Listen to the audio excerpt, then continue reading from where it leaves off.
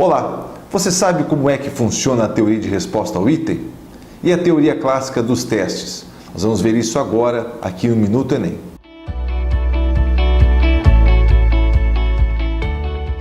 A teoria clássica dos testes ela é bem diferente da teoria de resposta ao item, que é a utilizada pelo Enem. Antes de falar da teoria de resposta ao item, TRI, vamos ver como é que funciona a teoria clássica de testes.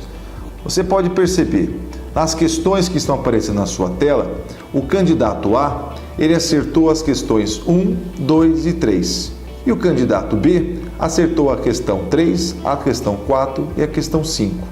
Ao todo, o candidato A e o candidato B acertaram 3 questões cada um. Essa teoria clássica dos testes não está levando em consideração se a questão 1, 2, 3, 4 ou 5 tem níveis diferentes de dificuldade, se a questão 1 é mais fácil ou mais difícil que as demais. Quando nós falamos na teoria de resposta ao item, a TRI, nós estamos usando psicometria, matemática aplicada, estatística e psicologia para fazer medições coerentes do conhecimento humano. Quem usa isso é o Enem. Mas afinal, como é que funciona? É só o Enem que leva isso em consideração? Não. O TOEFL, um exame internacionalmente conhecido da língua inglesa, também usa a teoria de resposta ao item. Então, na TRI, não interessa apenas quantos acertos você fez, mas também quais foram os acertos. Dessa forma, é montado um perfil de acertos para cada aluno e a nota é estimada a partir daquele perfil. Para ficar mais fácil, vamos a um exemplo prático. Nós temos o candidato A e o candidato B. Nessa questão, nessa prova, teremos 5 questões.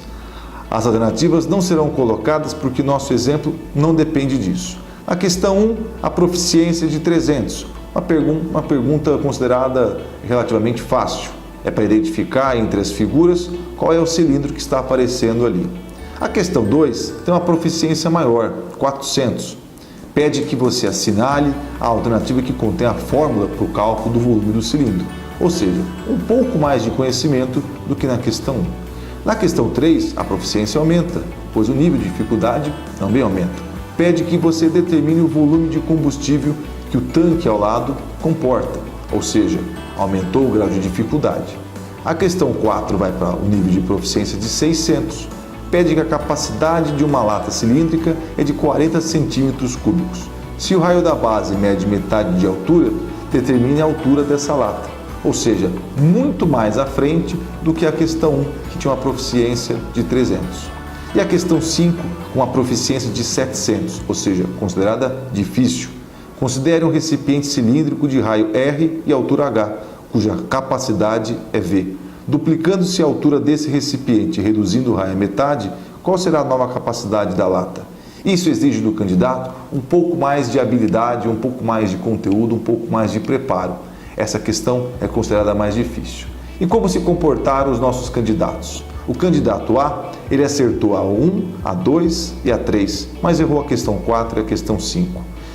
Em relação ao candidato B, errou a questão 1 e a questão 2, mas acertou a questão 3, a 4 e a 5. Isso, diante da TRI, tem que ser colocado através de uma régua, que nós podemos observar neste outro gráfico. A Amanda, como está aparecendo aí, a nota do Enem dela foi 480 e o Pedro teve uma nota menor, 310. Por que isso acontece? Verifique as alternativas. A Amanda, ela teve mais coerência pedagógica, coerência nos seus acertos. Ela acertou questões mais fáceis, mas errou as difíceis. O Pedro fez o contrário. Ele acertou as difíceis e errou as fáceis. Não tem coerência.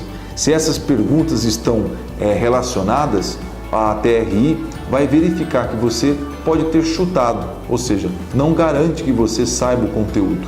Mesmo se você acertou, se você fez a questão querendo realmente resolvê-la e você acertou, mas errou a fácil, não tem coerência. Não dá para você garantir para o Exame Nacional do Ensino Médio que você entende daquele conteúdo de uma forma plena.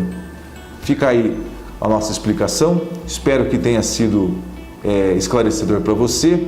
Fique atento nas questões que você vai resolver no Exame Nacional do Ensino Médio. Lembre-se, resolva as questões fáceis, garanta também as médias e, se possível, resolva as difíceis, mas deixe elas por último. Assim você garante maior coerência na hora de resolver o seu Enem. Um abraço, boa prova, até a próxima. Tchau!